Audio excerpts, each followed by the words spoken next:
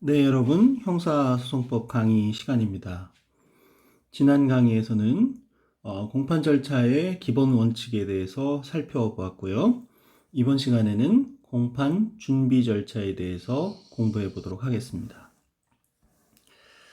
공판 준비 절차는 수소법원이, 즉 특정한 사건에 공소를 제기받은 법원이 공판기일의 준비를 위하여 행하는 절차입니다. 수소법원에 의하여 행하여지는 절차이기 때문에 수소법원이 아닌 판사, 법관에 의해서 행해지는 증거보존 절차나 184조에 또 참고인에 대한 증인신문 절차, 또 각종 영장의 발부는 여기서 말하는 공판준비 절차에 포함되지는 않습니다. 재판장은 효율적이고 집중적인 심리를 위하여 사건을 공판준비 절차에 붙일 수 있고요.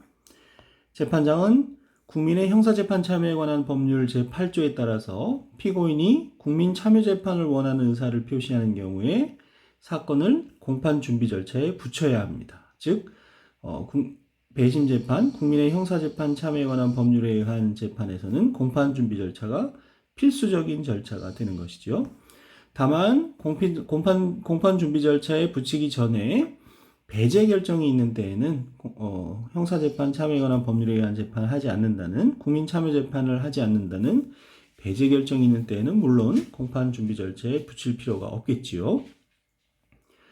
이와 같은 공판준비 절차는 민사소송법상으로는 변론준비 절차와 유사하다, 이렇게 생각하시면 되겠습니다. 자, 그래서 공판준비 절차의 일반적 내용을 살펴보면요. 공소장 부본을 당연히 송달을 해야 재판을 할 수가 있으니까요.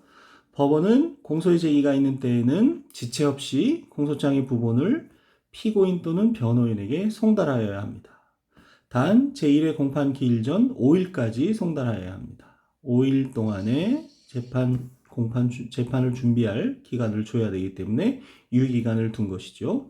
물론 5일을 주지 않았는데 피고인이나 변호인이 이의를 제기하지 않고 하면 하자가 치유될 수는 있습니다만 기본적으로 5일의 유예기간을 두고 공소장 부본을 송달해야 되겠습니다. 아래 2014년 4월 24일 선고 2013도 9498 판결을 읽고 제1심이 공소장 부본을 피고인 또는 변호인에게 송달하지 아니한 채 공시송달의 방법으로 피고인을 소환해서 피고인이 공판기일에 출석하지 아니한 가운데 제1심 공판 절차가 진행된 경우 항소심이 취해야 할 조치에 대해서 생각해 보도록 하겠습니다. 형사소송법 266조는 법원은 공소의 제기가 있는 때에는 지체 없이 공소장의 부본을 피고인 또는 변호인에게 송달하여야 한다고 규정을 하고 있죠. 단 제1회 공판기일 전 5일까지 송달하여야 한다고 규정하고 있으므로 제1심이 공소장 부본을 피고인 또는 변호인에게 송달하지 아니한 채 공판 절차를 진행하였다면 이는 소송 절차에 관한 법령을 위반한 경우에 해당한다. 이러한 경우에도 피고인이 제1심 법정에서 이의함이 없이 공소사실에 관하여 충분히 진술할 기회를 부여받았다면 판결에 영향을 미친 위법이 있다고 할 수 없으나 제1심이 공시송달의 방법으로 피고인을 소환하여 피고인이 공판기일에 출석하지 아니한 가운데 제1심의 절차가 진행되었다면 그와 같은 위법한 공판 절차에서 이루어진 소송행위는 효력이 없으므로 이러한 경우 항소심은 피고인 또는 변호인에게 공소장 부본을 송달하고 적법한 절차에 의하여 소송행위를 새로이 한 후 항소심에서의 진술과 증거조사 등 심리 결과에 기초하여 다시 판결하여야 한다라고 판시한 사안이 되겠습니다. 자, 이와 같이 첫 번째로 할 일은 공소장 부본의 송달이고요. 두 번째는 의견서의 제출입니다. 피고인 또는 변호인은 공소장 부본을 송달받은 날부터 7일 이내에 공소사실에 대한 인정 여부, 공판준비 절차에 관한 의견 등을 기재한 의견서를 법원에 제출하여야 한다. 다만 피고인이 진술을 거부하는 경우에는 그 취지를 기재한 의견서를 제출할 수 있다라고 규정을 하고 있습니다. 이 의견서가 제출된 때에는 법원은 이를 검사에게 송부하여야 하고요. 법조문상으로는 제출하여야 한다고 규정하고 있지만 이것은 훈시 규정으로 이해해서 반드시 의견서를 제출해야 할 의무가 생기는 것은 아니라고 할 수 있고요. 실제로 실무에서는 의견서를 제출하지 않는 경우도 상당수 있습니다. 다음은 국민참여재판 의사의 확인입니다. 법원은 국민참여재판 대상 사건의 피고인에 대하여 국민참여재판을 원하는지 여부에 관한 의사를 서면 등의 방법으로 반드시 확인하여야 하지요. 이것은 국민의 형사재판 참여에 관한 법률 8조 1항에 규정이 되어 있습니다. 그 다음 국선변호인 선정에 관한 고지입니다. 국선변호인 선정이 필요한 사건에 공소제기가 있으면 재판장은 변호인이 없는 피고인에게 법원이 국선변호인을 선정하게 된다는 취지 또는 법원에 국선변호인의 선정을 청구할 수 있다는 취지를 서면으로 알려주어야 하는 것이죠. 국선변호인의 선정에 관한 고지를 받은 피고인이 변호인을 선임하지 아니한 때 또는 빈곤 등의 사유에 해당하는 피고인이 국선변호인의 선정 청구를 한 때 그리고 피고인의 권리보호를 위하여 법원이 재량으로 국선변호인을 선정하여야 할 때에는 법원은 지체 없이 국선변호인을 선정하고 피고인 및 변호인에게 그 뜻을 고지하여야 합니다. 국선변호인의 선정에 대해서는 앞서 변호인 파트에서 공부한 바가 있지요. 자, 이와 같이 일반적인 공판 준비를 위해서 여러 가지 절차를 취하고 있는데요. 그 중에서 중요한 의의를 갖는 것이 증거 개시 제도입니다. 미국 법상의 디스커버리라는 제도를 가지고 온 건데요. 아마 민사소송법에서도 들어보셨을 겁니다. 자, 증거 개시라는 것은 검사 또는 피고인, 변호인이 자신이 보유하고 있는 증거를 상대방에게 드러내 보여주는 것을 말하는 것이지요. 원래 디스커버라는 말에 커버를, 뚜껑을, 덮개를 떼낸다는 그런 얘기가 있지 않습니까? 이렇게 열어서 또는 드러내서 보여주는 게 디스커버리인 거죠.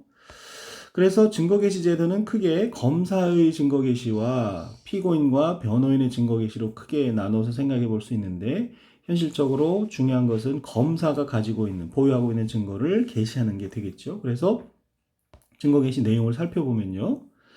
피고인 또는 변호인은 검사에게 공소 제기된 사건에 관한 서류 또는 물건의 목록과 공소 사실의 인정 또는 양형에 영향을 미칠 수 있는 다음 서류 등의 열람 또는 등사 또는 서면의 교부를 신청할 수가 있다는 것이죠.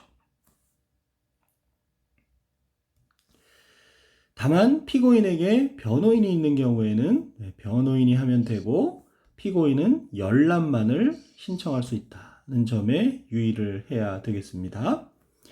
그래서 서류 또는 물건의 목록은 물론이고 서류 아래에서 보는 서류, 즉 검사가 증거로 신청할 서류라든지 검사가 증인으로 신청할 사람의 성명, 사건과의 관계 등을 기재한 서면 또는 그 사람이 공판기일 전에 행한 진술을 기재한 서류, 위 1호와 2호의 서면 또는 서류 등의 증명력과 관련된 서류, 피고인 또는 변호인이 행한 법률상 사실상 주장과 관련된 서류 등에 대해서 여기서 관련 형사재판 확정 기록이나 불기소 처분 기록도 포함합니다. 이런 것을 열람, 등사, 교부 신청을 할 수 있는 것이죠. 한편 검사는 국가안보나 증인보호의 필요성, 증거인멸의 염려, 관련 사건의 수사에 장애를 가져올 것으로 예상되는 구체적인 사유 등 열람, 등사 또는 서면의 교부를 허용하지 아니할 상당한 이유가 있다고 인정하는 때에는 열람, 등사 또는 서면의 교부를 거부하거나 그 범위를 제한할 수 있습니다. 그러나 이 경우에도 검사는 서류 등의 목록에 대해서는 이러이러한 서류가 있다는 목록에 대하여는 열람 또는 등사를 거부할 수가 없습니다. 그리고 이와 같은 서류 등의 목록 작성 의무에 대해서는 형사소송법 198조 제3항에서 규정하고 있는데 검사, 사법경찰관리와 그 밖의 직무상 수사에 관계 있는 사람은 수사 과정에서 수사와 관련하여 작성하거나 취득한 서류 또는 물건에 대한 목록을 빠짐없이 작성하여야 한다고 규정을 하고 있는 것이죠. 즉 목록에 대해서는 서류나 물건 그 자체가 아닌 목록에 대해서는 검사가 어떤 경우 위와 같은 경우를 들어서 등사 열람을 거부할 수 없다는 것을 잘 기억하셔야 되겠죠.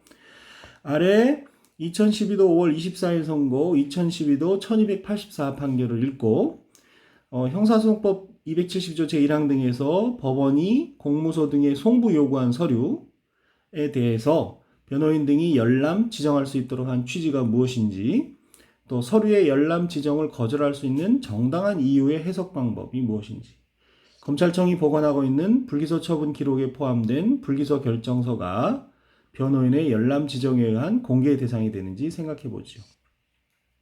현재 법령에 의해서 불기소 처분 기록과 재판 확정 기록은 증거개시제도의 대상이 되고 있는데요. 이 당시 판례를 보시면요.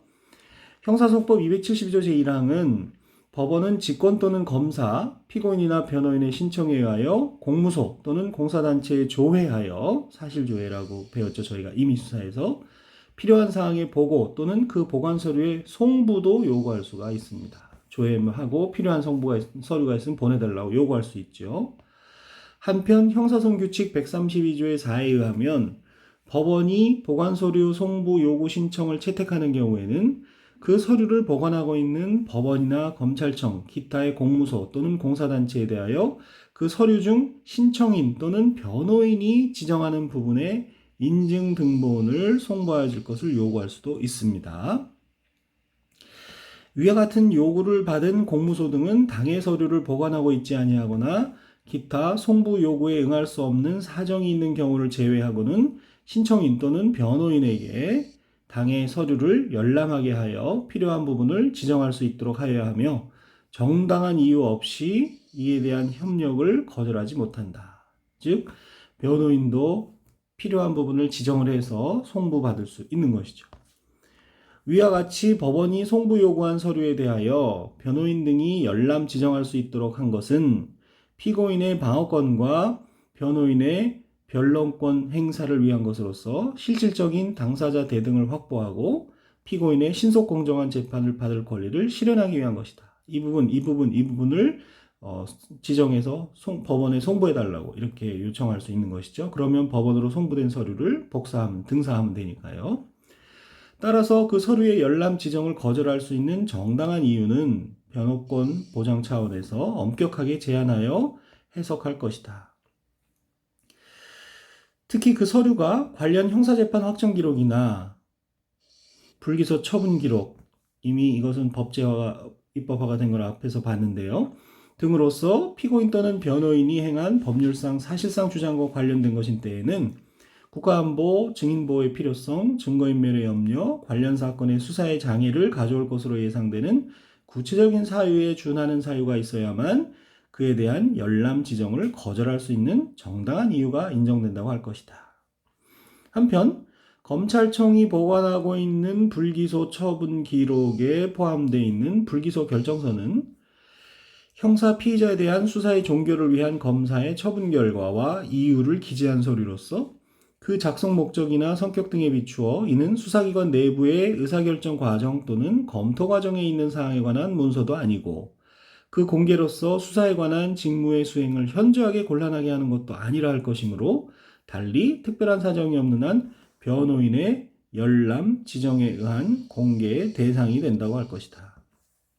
그리고 법원이 형사소송법 272조 제1항에 의하여 송부 요구한 서류가 피고인의 무죄를 뒷받침할 수 있거나 적어도 법관의 유무죄에 대한 심증을 달리할 만한 상당한 가능성이 있는 중요 증거에 해당하는데도 정당한 이유 없이 피고인 또는 변호인의 열람 지정 내지 법원의 송부 요구를 거절하는 것은 피고인의 신속 공정한 재판을 받을 권리와 변호인의 조력을 받을 권리를 중대하게 침해하는 것이다. 따라서 이러한 경우 서류의 송부 요구를 한 법원으로서도 해당 서류의 내용을 가능한 범위에서 밝혀보아 그 서류가 제출되면 유무죄의 판단에 영향을 미칠 상당한 개연성이 있다고 인정될 경우에는 공소사실이 합리적 의심의 여지 없이 증명되었다고 보아서는 아니 된다라고 한 판례가 되겠습니다.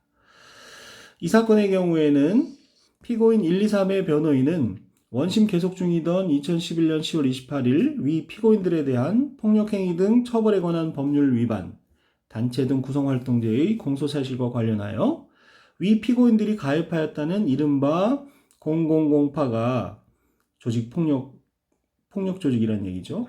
위 법률 소정의 범죄단체에 해당하지 않는다고 주장하면서 수원지방검찰청 평택지청이 000파의 범죄단체 여부를 수사한 후 각 혐의 없음 처분을 한 공소외 1 등 12명에 대한 불기소 결정서 및 공소외 2에 대한 불기소 결정서의 각 인증등본 송부 촉탁을 신청을 한 사실, 원심은 위 신청을 채택하여 인증등본 촉탁서를 위 지청에 송부하였으나 위 지청은 위 각 불기소 결정서가 수사기관의 내부 문서에 해당한다는 이유로 송부 요구 내지 변호인의 열람 지정을 거절한 사실을 알 수 있다. 앞서 본 법리에 비추어 보면 위 각 불기소 결정서를 보관하고 있는 수원지방검찰청 평택지청이 수사기관의 내부 문서라는 사유로 법원에 송부 요구 내지 변호인의 열람 지정을 거절한 것은 형사소송 규칙 소정의 기타 송부 요구에 응할 수 없는 사정이나 정당한 이유에 해당하지 아니한다. 그러나 불기소 결정서는 피의 사건의 사실관계 및 법리적 쟁점 등에 대한 검사의 판단과 의견을 기재한 서류로서 그것이 이 사건에서 쟁점이 되고 있는 000파의 범죄단체 여부에 대한 사실 인정에 기속력이 없고 또한 거기에 직접적 영향을 미치는 서류라고도 할 수 없다. 뿐만 아니라 기록에 비춰 살펴보면 이 사건의 경우에는 공소의 1이 제1심의 증인으로 출석하여 2003년경 000파와 관련하여 수사기관에서 조사받을 때 피고인 4가 범행을 지시한 부분에 관하여 사실대로 진술하지 않고 축소하였다. 공소의 1의 선배 이름은 거론하지 않았으며 자신의 하위 조직원들만 이야기하였다.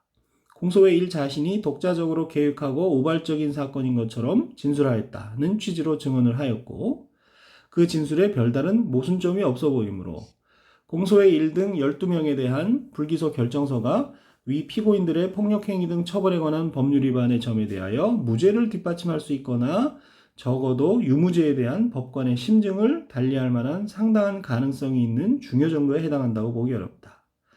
또한 공소의 2의 경우 2006년 2월경부터 000파의 간부급 회의였던 이른바 사장단 회의의 지방선거에 대한 지원과 관련하여 한시적으로 참석한 것으로 보이나 원심이 적법하게 채택한 공소의 3, 공소의 4의 진술에 의하면 위 사장단 회의에서는 지방선거의 지원 이외에도 다른 파의 수계인 공소의 5를 테러할 방법을 논의하거나 평택지역의 각종 이권 처리 방안을 논의하였고 000파의 중요 의사결정은 대부분 피고인 1의 지시로 사장단 회의를 거쳐 하위 조직원들에게 순차적으로 전달되었던 사실 등을 알 수 있다.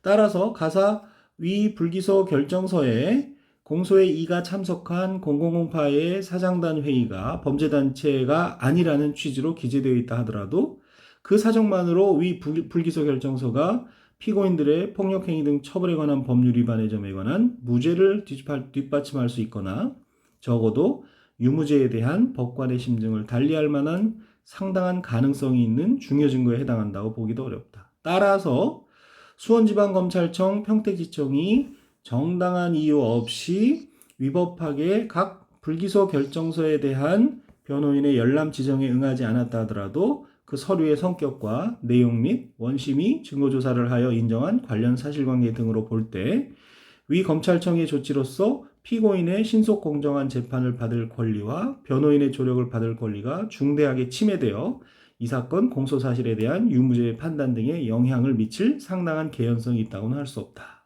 라고 해서 구체적인 사실관계 하에서 불기소 결정서를 열람 지정 송부 거절한 것은 정당한 이유가 있는 것으로 보인다고 할 수 있지만 그렇지 않은 다른 서류들에 대해서는 열람 지정을 못하게 한 것은 잘못이라고 했던 그런 판시가 되겠죠.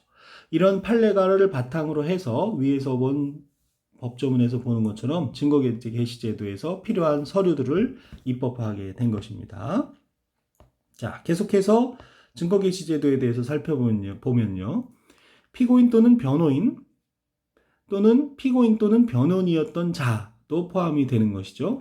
이런 사람은 검사가 열람 또는 등사하도록 한 266조의 3 제1항에 따른 서면 및 서류 등의 사본을 당해 사건 또는 관련 소송의 준비에 사용할 목적이 아닌 다른 목적으로 다른 사람에게 교부 또는 제시, 전기 통신 설비를 이용하여 제공하는 것을 포함해서 해서는 안 되는 겁니다. 즉 열람 등사된 서류의 남용을 금지한다는 것이죠. 만약 피고인 또는 변호인이 이를 위반하는 때에는 1년 이하의 징역 또는 500만 원 이하의 벌금에 처할 수 있습니다. 즉 형사처벌의 대상이 될 수 있다는 거죠. 피고인 또는 변호인은 검사가 서류 등의 열람, 등사 또는 서면의 교부를 거부하거나 그 범위를 제한한 때에는 구제수단이 법원에 그 서류 등의 열람, 등사 또는 서면의 교부를 허용하도록 할 것을 신청할 수 있습니다. 그래서 법원의 열람, 등사에 관한 결정을 받게 되는데요. 이때 법원은 열람, 등사 또는 서면의 교부를 허용하는 경우에 생길 폐해의 유형이나 정도, 피고인의 방어 또는 재판의 신속한 진행을 위한 필요성 및 해당 서류 등의 중요성 등을 고려하여 검사에게 열람, 등사 또는 서면의 교부를 허용할 것을 명할 수가 있게 되는 거죠. 이 경우 열람 또는 등사의 시기, 방법을 지정하거나 조건, 의무를 부과할 수도 있습니다. 검사는 법원의 이러한 열람, 등사 또는 서면의 교부에 관한 결정을 지체 없이 이행을 해야 되고요. 그와 같이 이행하지 않는 때에는 해당 증인, 서류 등에 대한 증거 신청을 할 수 없게 되어 있습니다. 검사가 법원의 열람 등사 명령에 대해서 열람 등사 서면의 교부에 관한 명령, 결정에 대해서 불복하게 되면 해당 증인 및 서류 등에 대한 증거 신청을 할 수 없게 된다는 규정을 둔 것이죠. 이와 관련해서 아래 2010년 6월 24일 선고 2009 헌마 257 전원재판부 결정을 요지를 보시면요. 수사서류의 열람 등사 허용 법원이 수사서류의 열람 등사 허용 결정을 했을 때 그 효력이 어떻게 되는지, 이에 따르지 아니하는 검사의 거부 행위가 청구인들의 기본권을 침해하는지, 기본권을 침해해야 헌법재판을 할 수가 있으니까요. 또 법원의 수사서류 열람 등사 허용 결정에도 불구하고 검사가 열람 등사를 거부하는 경우 수사서류 각각에 대해서 열람 등사 거부에 정당한 이유가 있는지 여부를 판단할 필요성이 있는지 생각해 보도록 하겠습니다. 자, 청구인들의 변호인들이 이 사건 수사서류에 대하여 이미 열람 등사를 마쳤으므로 이 사건 헌법소원이 인용된다고 하더라도 청구인들의 주관적 권리 구제에는 더 이상 도움이 되지 않는다. 이미 열람 등사 이 사건 결정을 할 때에는 열람 등사가 이루어진 상태였던 것이죠. 그러나 형사소송법이 개정됨에 따라 공소제기 후 검사가 보관하고 있는 수사서류 등에 대하여 피고인의 열람 등사 신청권이 인정되고 검사의 열람 등사 거부 처분에 대한 불복 절차가 마련이 되었는데, 이 사건의 경우 이러한 불복 절차에 따른 법원의 열람 등사 허용 결정에 대하여 검사가 따르지 않은 경우로서 이 사건과 유사한 사건에 대하여 헌법적 해명이 이루어진 바 없고 이 사건과 같은 유형의 침해 행위가 앞으로도 반복될 가능성이 크다고 할 것이므로 비록 청구인들의 주관적 권리 보호의 이익이 소멸되었다 하더라도 이 사건 심판 청구에 있어서는 심판의 이익이 여전히 존재한다라고 전제를 한 상태에서요. 피고인의 신속공정한 재판을 받을 권리 및 변호인의 조력을 받을 권리는 헌법이 보장하고 있는 기본권이고, 변호인의 수사 서류 열람 등사권은 피고인의 신속공정한 재판을 받을 권리 및 변호인의 조력을 받을 권리라는 헌법상 기본권의 중요한 내용이자 구성요소이며 이를 실현하는 구체적인 수단이 된다. 따라서 변호인의 수사서류 열람 등사를 제한함으로 인하여 결과적으로 피고인의 신속공정한 재판을 받을 권리 또는 변호인의 충분한 조력을 받을 권리가 침해된다면 이는 헌법에 위반되는 것이다. 형사소송법 266조의 4 제5항은 검사가 수사서류의 열람 등사에 관한 법원의 허용 결정을 지체 없이 이행하지 아니하는 때에는 해당 증인 및 서류 등에 대한 증거 신청을 할 수 없도록 규정하고 있다. 그런데 이는 검사가 그와 같은 불이익을 감수하기만 하면 법원의 열람 등사 결정을 따르지 않을 수도 있다는 의미가 아니라 피고인의 열람 등사권을 보장하기 위하여 검사로 하여금 법원의 열람 등사에 관한 결정을 신속히 이행하도록 강제하는 한편, 이를 이행하지 아니하는 경우에는 증거신청상의 불이익도 감수하여야 한다는 의미로 해석하여야 할 것이므로, 법원이 이 화면이 좀 왔다 갔다 하네요. 법원이 검사의 열람 등사 거부 처분에 정당한 사유가 없다고 판단하고 그러한 거부 처분이 피고인의 헌법상 기본권을 침해한다는 취지에서 수사서류의 열람 등사를 허용하도록 명한 이상 법치국가와 권력분립의 원칙상 검사로서는 당연히 법원의 그러한 결정에 지체 없이 따라야 할 것이다. 그러므로 법원의 열람 등사 허용 결정에도 불구하고 검사가 이를 신속하게 이행하지 아니하는 경우에는 해당 증인 및 서류 등을 증거로 신청할 수 없는 불이익을 받는 것에 그치는 것이 아니라 나아가서 그러한 검사의 거부 행위는 피고인의 열람 등사권을 침해하고 나아가 피고인의 신속 공정한 재판을 받을 권리 및 변호인의 조력을 받을 권리까지 침해하게 되는 것이다. 그래서 민사적으로는 불법 행위에 의한 손해배상 청구의 대상이 되기도 합니다. 실제로 이 사건과 관련해서 그런 일도 있었고요.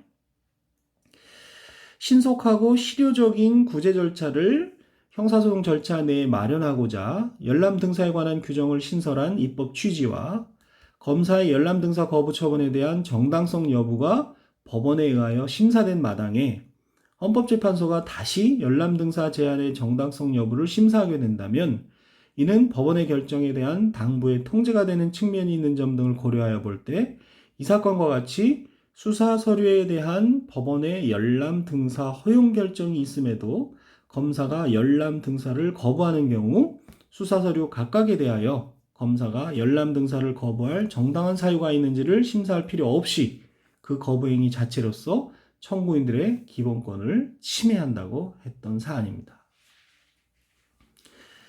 구체적인 배경은 이른바 용산 철거 사건과 관련해서 문제가 되었던 판례이고요. 수업 시간에 기회가 되면 더 설명을 해드리도록 하겠습니다. 자, 아래 2012년 11월 15일 선고 2011-48,452호 판결을 읽고 법원이 형사소송법 등 관련 법령에 근거하여 검사에게 어떠한 조치를 이행할 것을 명하였고 관련 법령의 해석상 법원의 결정에 따르는 것이 당연하고 그와 달리 해석될 여지가 없는데도 검사가 관련 법령의 해석에 관하여 대법원 판례 등의 선례가 없다는 이유 등으로 법원의 결정에 어긋나는 행위를 한 경우 당해 검사에게 직무상 의무를 위반한 과실이 있다고 볼 것인지가 문제가 됐던 사례입니다. 네, 민사 판결이죠. 손해배상 사건이고요. 위에서 봤던 헌법재판소의 결정과 관련해서 검사의 적법하지 않은 열람 등사 거부에 대해서 민사상 손해배상 판결을 인정했던 그런 사건이 되겠습니다. 그래서 위에 앞에 말씀드린 것처럼 이른바 용산 철거 사건과 관련해 가지고 있었던 일이고 위에 헌법재판소 판결과 결정과 연관이 돼 있으니까요. 여러분이 한번 읽어보시면 좋겠습니다. 읽어보시면 그와 같은 헌법재판소 결정의 배경도 이해하실 수가 있게 되겠습니다. 다음으로 피고인 또는 변호인의 증거 개시에 대해서도 살펴보도록 하겠습니다. 검사와 피고인이 형사소송 절차에서 대등한 당사자의 지위에 있다고 인정되는 당사자주의 하에서 피고인이나 변호인에게도 증거 개시 의무를 부과를 한 것이죠. 자, 조문을 보시면 검사는 피고인 또는 변호인이 공판기일 또는 공판준비 절차에서 현장 부재, 알리바이 같은 거죠. 또 심신상실 또는 심신미약 등 법률상 사실상의 주장을 한 때에는 피고인 또는 변호인에게 다음 서류 등의 열람 등사 또는 서면의 교부를 요구할 수 있다고 하고 있습니다. 그래서 현장 부재, 심신상실 또는 심신미약 등 법률상 사실상의 주장을 한 때에 검사가 요청할 수 있죠. 피고인 또는 변호인이 증거로 신청할 서류, 피고인 또는 변호인이 증인으로 신청할 사람의 성명, 사건과의 관계 등을 기재한 서면, 제1호의 서류 등 또는 제2호의 서면의 증명력과 관련된 서류 등, 피고인 또는 변호인이 행한 법률상 사실상의 주장과 관련된 서류 등 이렇게 규정하고 있습니다. 피고인 또는 변호인은 검사가 앞서 본 바와 같은 266조의 3 1항에 따른 서류 등의 열람 등사 또는 서면의 교부를 거부한 때에는 마찬가지로 피고인 또는 변호인도 1항에 따른 서류 등의 열람 등사 또는 서면의 교부를 거부할 수 있다고 규정을 하고 있고요. 다만 법원이 앞서 본 바와 같이 266조의 4 1항에 따른 신청을 기각하는 결정을 한 때에는 피고인이나 변호인도 거부할 수가 없게 되겠습니다. 검사는 피고인 또는 변호인이 제1항에 따른 요구를 거부한 때에는 법원에 그 서류 등의 열람 등사 또는 서면의 교부를 허용하도록 할 것을 신청할 수 있고요. 이때 266조의 4 제2항부터 5항까지의 규정, 앞서 본 검사의 증거 개시에 관한 규정은 검사의 증거 신청에 대해서도, 증거 개시 신청에 대해서도 준용을 하게 되겠습니다. 연습 문제는 증거 개시 제도와 관련해서 변호사 시험에 출제되었던 문제를 옮겨 놓았으니까요. 여러분이 참고 삼아 보시면 좋겠습니다. 자, 이렇게 해서 증거 개시 제도를 살펴봤는데요. 이번에는 말 그대로 공판 준비 절차라고 불리어지는 협의의 공판 준비 절차에 대해서 살펴보겠습니다. 앞서 공소장 부본 송달부터 증거 개시까지도 전부 공판 준비 절차에 해당하지만 그것은 넓은 의미에서 공판을 준비한다는 의미에서의 공판 준비 절차라고 한 것이고, 지금부터 살펴보는 것은 아예 명칭 자체가 공판 준비 절차라고 불리는 것이죠. 그래서 형사소송법은 266조의 5부터 266조의 16에 걸쳐서 다소 많은 조문에 걸쳐서 공판준비 절차에 대해서 규정을 하고 있는데요. 공판준비 절차의 핵심은 뭐냐? 법원의 주재 아래 효율적이고 집중적인 공판 심리를 위해서 쟁점이 뭔지를 정리하고 입증계획, 어떻게 증명할 것인지를 수립함에 있습니다. 그래서 재판장은 효율적이고 집중적인 심리를 위하여 사건을 공판 준비 절차에 붙일 수 있고요. 임의적으로 붙일 수 있다는 것이죠. 한편 앞서 본 바와 같이 국민 참여 재판에서는 의무적으로 사건을 공판 준비 절차에 붙이도록 그렇게 하고 있는 것도 공부한 바가 있죠. 그러면 이와 같은 공판 준비 절차는 구체적으로 어떻게 진행이 되느냐? 주로 공판 준비 서면을 제출하도록 명하고 공판 준비 기일을 열어서 행하고 있습니다. 공판 준비 절차는 주장 및 입증 계획 등을 서면으로 준비하게 하거나 공판 준비 기일을 열어서 진행을 합니다. 민사소송법상의 변론 준비 절차를 생각해 보시면 쉽게 이해가 될 겁니다. 검사, 피고인 또는 변호인은 증거를 미리 수집, 정리하는 등으로 공판 준비 절차가 원활하게 진행될 수 있도록 협력해야 할 의무가 있고요. 법원은 검사, 피고인 또는 변호인의 의견을 들어 공판 준비 기일을 지정할 수가 있습니다. 공판 준비 기일을 열 수도 있는 거죠. 한편 검사, 피고인 또는 변호인은 법원에 대하여 공판 준비 기일의 지정을 신청할 수도 있고요. 이 경우 당해 신청에 관한 법원의 결정에 대하여는 불복할 수 없다. 공판 준비 기일을 신청했는데 법원이 이를 받아들이지 않았다는 경우에 불복할 수 없도록 한 거죠. 절차를 가지고 더 이상 다투지는 말아라, 이런 뜻이 되겠습니다. 공판 기일을 열어서 하면 된다는 그런 의미가 담겨 있는 거죠.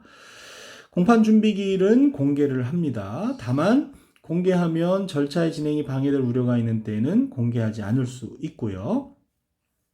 공판 준비 기일에는 검사 및 변호인이 출석을 합니다. 주의해야 할 것은 피고인의 출석은 공판 기일과 달리 공판 준비 기일에서는 의무가 아닙니다. 공판 기일에는 재정 의무가 있는데요.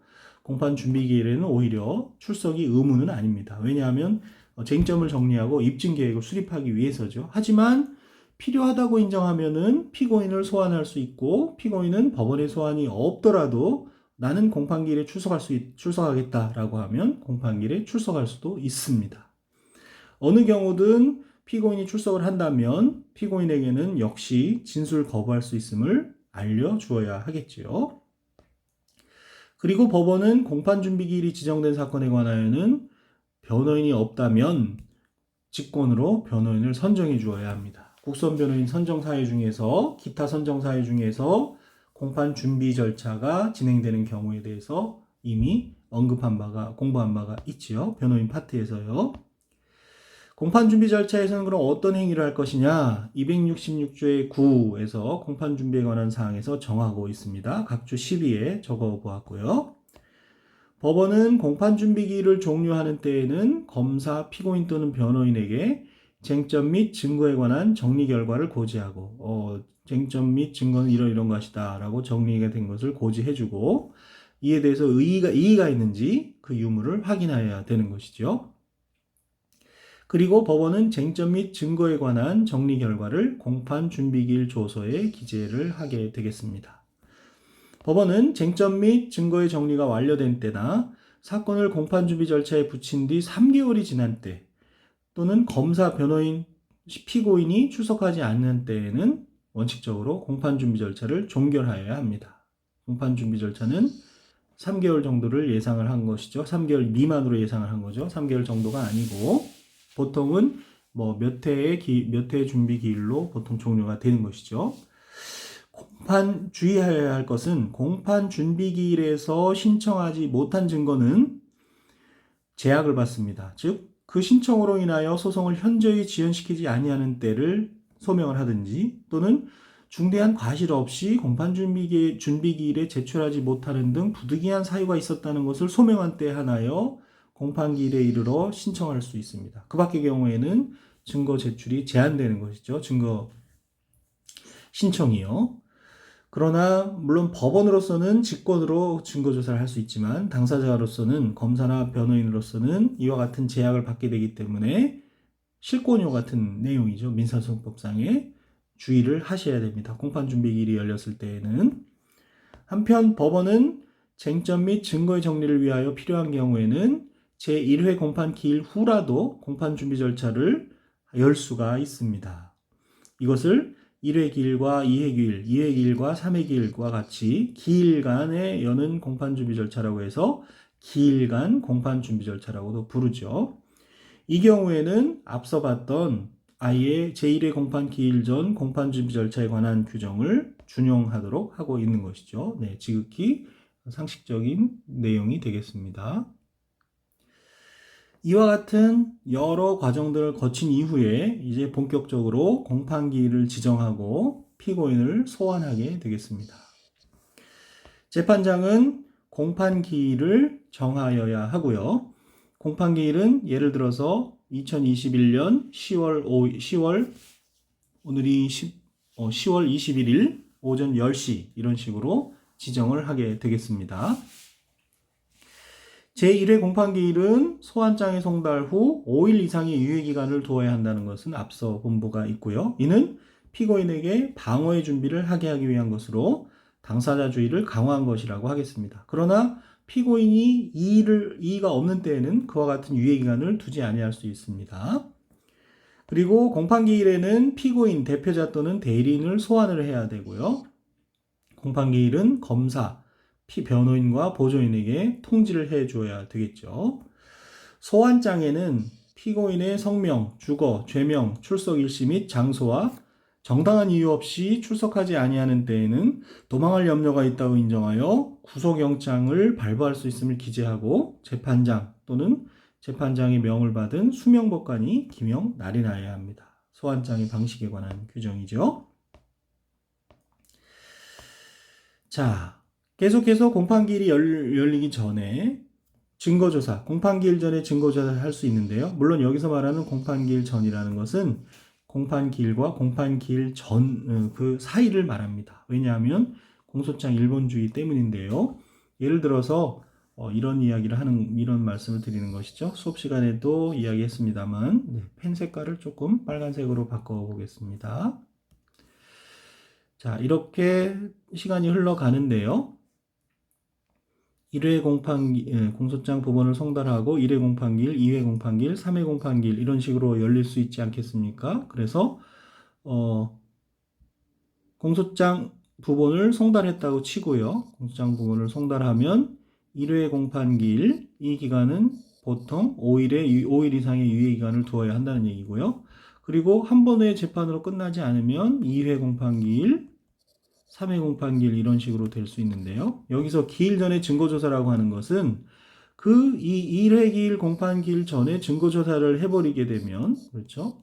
이 시점에 증거조사를 해버리게 되면 증거의 내용을 알므로 인해서 법원에 예단이 생길 것입니다. 그렇기 때문에 여기서 말하는 공판기일 전의 증거조사에서 말하는 공판기일 전이라는 것은 1회 기일과 2회 기일 요 사이, 여기에서 조사를 하거나 2회 기일과 3회 기일 사이, 여기서 조사하는 것을 말한다는 내용입니다. 그래서 내용을 보시면 법원은 검사, 피고인 또는 변호인의 신청에 의하여 공판 준비에 필요하다고 인정한 때에는 공판 기일 전에 피고인 또는 증인을 신문할 수 있고 검증, 감정 또는 번역을 명할 수 있다고 273조 1항에 규정이 되어 있는데, 검사, 피고인 또는 변호인은 공판기일 전에 서류나 물건을 증거로 법원에 제출할 수도 있고요. 이것을 공판기일 전에 증거 제출이라고 하는 것이죠. 이러한 경우, 즉 273조와 274조의 각 경우에서 말하는 공판기일 전이라는 것은 위에서 타임라인에서 설명한 것처럼 법원에 예단을 주지 않기 위해 제1회 공판기일 이후에, 즉 2회 공판기일 이후에 다음 공판기일 전, 동그라미 친 부분이죠. 를 의미한다고 할 것이다 라는 말입니다. 공판기일 전에 증거조사에 대해서 생각해 볼 수 있는, 무슨 의미인지 이해하실 수 있다고 보여집니다. 자, 이렇게 해서 공판 준비 절차에 대해서 공소장 부번부터 공판기일 전의 증거조사까지 살펴봤고요. 이번 강의는 여기서 마치고 다음 강의에는 이제 본격적으로 공판 준비 절차를 거쳐서 공판정에서 어떻게 공판정이 구성이 돼서 재판이 진행되는지, 공판정의 구성과 소송 지휘권, 법정 경찰권 등에 대해서 공부하도록 하겠습니다. 여러분 수고하셨습니다.